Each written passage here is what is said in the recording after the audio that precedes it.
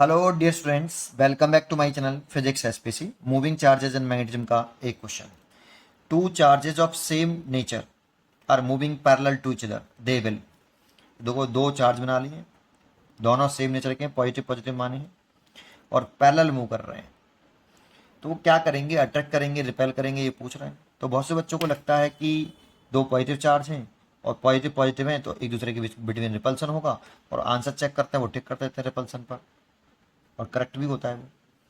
But actual में इस पर दो फोर्स लग रहे हैं, एक इलेक्ट्रोस्टैटिक रिपल्सन फोर्स और एक magnetic force between two charges, दो लग रहे हैं। तो फिर उसको वो कैसे रिपल्सन है या अट्रैक्शन है वो समझते हैं कि क्या कहानी होती है पूरी। तो पहले ये बात समझो कि सॉल्यूशन, पहले ये समझो कि अगर कोई मूविंग चार्ज है ना, अगर कोई चार्ज मूव कर रहा है, जैसे ये कोई केवल मूविंग चार्ज ना लेता हूं, एक बना लेता हूं, ये कोई मूविंग चार्ज है। जब कोई चार्ज मूव करता है तो अपने around electric field and magnetic field both generate करता है।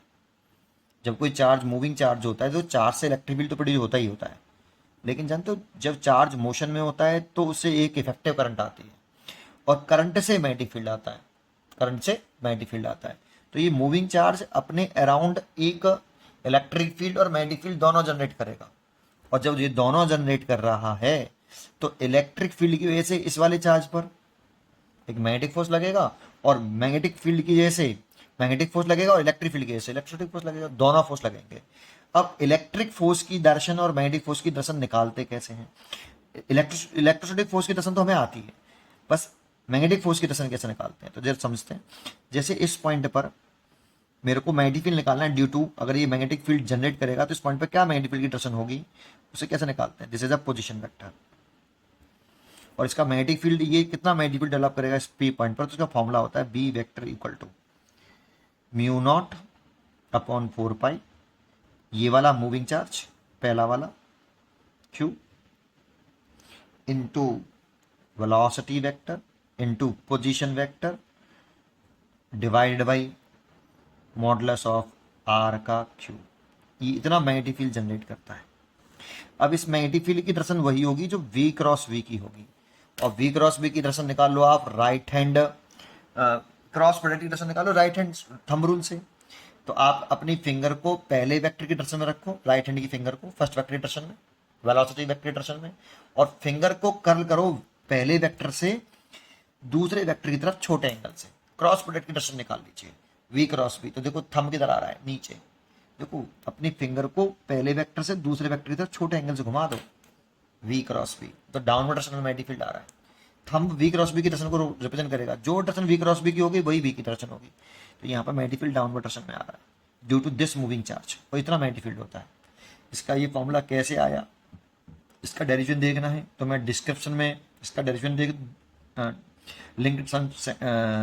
लिंक पेस्ट कर दूंगा, आप वहां से चेक कर सकते हैं। ठीक है, चलिए अब मेन पॉइंट पर आते हैं। अब यहां पर देखो, इस चार्ज की वजह से अगर इस वाले पॉइंट पर मैं मैग्नेटिक फील्ड निकालूं, इस चार्ज की वजह से इस पॉइंट पर मैग्नेटिक फील्ड निकालूं, तो वो डाउनवर्ड डायरेक्शन में आएगा क्योंकि ये आर वेक्टर हो गया। ठीक है, पी पॉइंट पर मैग्नेटिक फील्ड निकाल रहा हूं मैं, तो वी क्रॉस बी, तो डाउनवर्ड डायरेक्शन में आएगा वी क्रॉस आर। और कितना आएगा, तो मैग्नीट्यूड लिखें तो बी बराबर, यहाँ मैग्नीट्यूड लिख लो mu naught upon 4 pi q v r, angle 90 degree होगा वी और आर के बीच में 90 डिग्री, ओवर आर का क्यू, एक आर से आर काट लो, और साइन 90 की वैल्यू 1, तो mu naught upon 4 pi q v, sine 90 की वैल्यू 1 लिख ली, ओवर आर स्क्वायर। इतना मैग्नेटिक फील्ड होगा। और जब कोई मूविंग चार्ज दूसरे के मैग्नेटिक फील्ड में, देखो ये वाला मूविंग चार्ज इसके मैग्नेटिक फील्ड में मूव कर रहा है तो इस पर मैग्नेटिक फोर्स लगता है, तो magnetic force is equal to कितना, क्यू इस वाले चार्ज का सेकंड पार्टिकल पर, ऐसे लिख दो magnetic force on charge Q, ये सेकंड पार्टिकल है ना, ड्यू टू, ऐसे ले लो बस केवल, एफ इज इक्वल टू कितना, दूसरे पे लग रहा है पहले के कारण, कितना चार्ज ये वाला क्यू, इसी सेकंड वाले पार्टिकल, इसी की वेलोसिटी लेकिन ये किसके मैग्नेटिक फील्ड में, यहाँ पे जो मैग्नेटिक फील्ड आता है ना वो इस चार्ज का नहीं आएगा। कोई भी चार्ज इटसेल्फ के मैग्नेटिक फील्ड के से फोर्स एक्सपीरियंस नहीं करता, दूसरे के मैग्नेटिक फील्ड के फोर्स एक्सपीरियंस करता है। तो इसकी वजह से फोर्स एक्सपीरियंस करेगा, इसके मैग्नेटिक फील्ड में होना चाहिए। तो मैग्नेटिक फील्ड जो लिखेंगे ये वाला, ये due to at point P पर होना चाहिए, जिस पॉइंट पर मैग्नेटिक फील्ड निकाल रहे हैं, और ड्यू टू वन पार्टिकल की कहा है, ठीक है ना, बी, और इनटू साइन वेलोसिटी और मैग्नेटिक फील्ड के बिटवीन एंगल। इस वेलोसिटी और इस मैग्नेटिक फील्ड के बिटवीन एंगल देख लो तो 90 डिग्री। तो कितना हो जाएगा ये क्यू वी, और बी की वैल्यू कितनी है, ये रही mu naught upon 4 pi q v over r square, और साइन 90 की वैल्यू 1। तो ये हो जाएगा mu naught upon 4 pi q square v square over r square. इतना मैग्नेटिक फोर्स लगा बेटा, इतना मैग्नेटिक फोर्स लग रहा है, ठीक है। इस फोर्स की डायरेक्शन निकालनी है तो आपको एफ बराबर क्या होता है, क्यू वेक्टर फॉर्म में क्या होता है, वी क्रॉस बी। जो डायरेक्शन वी क्रॉस बी की हो गई वही एफ की डायरेक्शन हो गई। तो वी ऐसे है और मैग्नेटिक फील्ड डाउनवर्ड डायरेक्शन में। तो अपनी राइट हैंड की फिंगर को वेलोसिटी वेक्टर की डायरेक्शन में और अपने फिंगर को कर्ल करिए मैग्नेटिक फील्ड की डायरेक्शन में, मैग्नेटिक फील्ड की तरफ नीचे। तो फिंगर कर्ल कर दीजिए नीचे की तरफ, तो फोर्स इधर आ रहा है, तो मैग्नेटिक फोर्स इधर आ रहा है इस पर, तो मैग्नेटिक फोर्स इधर लगा। तो देखो अट्रैक्टिव नेचर का मैग्नेटिक फोर्स, ये चार्ज इसको अट्रैक्ट कर रहा है। और अगर हम ये पॉजिटिव चार्ज है और ये पॉजिटिव चार्ज है तो इलेक्ट्रोस्टैटिक रिपल्सन फोर्स लगाएं, इलेक्ट्रोस्टैटिक फोर्स, दो चार्ज कूलम्ब लॉ लगा लो, पॉजिटिव पॉजिटिव रिपेल करते हैं, this is electrostatic force F E. और ये एफ ई कितना होगा, कूलम्ब लॉ लगा लो, 1/4 pi epsilon naught q square over r square, Q1 Q2, तो Q1 भी क्यू है, Q2 भी क्यू है, तो Q1 Q2 तो q square upon r square. अब देखो दोनों का अगर मैं रेशियो निकालूं तो एफ ई बटे एफ एम करूं तो ये होगा 1/4 pi epsilon 0 q square upon r square over mu naught upon 4 pi q square v square over r square.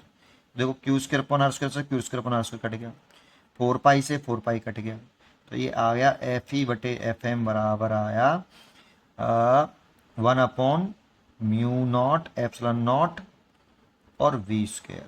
और देखो ये जो वैल्यू होती है ये सी की वैल्यू पड़ी होगी आपने रूट के अंदर, ये म्यू नॉट एप्सिलॉन नॉट, बहुत सारे का स्क्वायर करेंगे तो सी स्क्वायर बराबर 1/म्यू नॉट एप्सिलॉन नॉट। इसकी जगह पे आप सी स्क्वायर ले सकते हो, तो लिखें तो एफ ई बटे एफ एम बराबर सी स्क्वायर अपॉन वी स्क्वायर। अब सी हमेशा किससे बड़ा होता है, वी से, और सी बड़ा है तो सी स्क्वायर अपॉन वी स्क्वायर तो और भी बड़ा होगा 1 से। तो इसकी जगह पर अगर मैं F E by F M लिख दूं बहुत बड़ा 1 से, तो एफ ई बहुत बड़ा होगा किससे, एफ एम से। तो यहाँ पर F E force F M को नेगलेक्ट कर देंगे, केवल एफ ई फोर्स डोमिनेट करेगा, बाकी एफ एम नेगलेक्ट कर देंगे। इसीलिए ये दोनों चार्ज इसको अगर नेगलेक्ट कर दें तो इसकी वजह से ये दोनों चार्ज पार्टिकल एक दूसरे को रिपेल करेंगे। तो B choice is correct, repel each other. अब हमेशा आगे के लिए क्या याद रखो, इस वाले केस में डायरेक्टली याद रखिए भाई कि ये रिलेशन कि एफ ई एफ एम से बहुत बड़ा होता है। पर ये एक बात समझ में आनी चाहिए पूरी तरीके से, बिल्कुल बेसिक से पढ़ते रहिए और खुश रहिए। Thank you.